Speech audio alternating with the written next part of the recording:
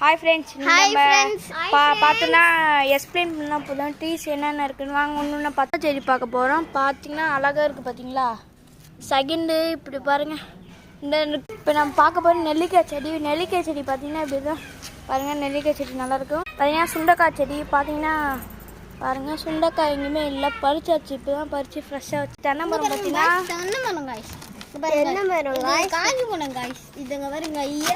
காஞ்ச மிளகா பார்த்தீங்கன்னா இங்கே நல்லா இருக்கு பாருங்க. ஃப்ரெஷ்ஷான காஞ்ச மிளகா இங்கே பார்த்தீங்கன்னா பிச்சு கூட காமிக்க. காஞ்ச மிளகா பாருங்க. பச்சை மிளகா சாப்பிட்டு கூட காமிக்கிறாரு. பச்சை மிளகா காமி பாதி சாப்பிட்டாரு. ஃப்ரெஷ்ஷான பச்சை மிளகா பார்த்தீங்கன்னா நிறைய வாழை மிளகா இருக்குது.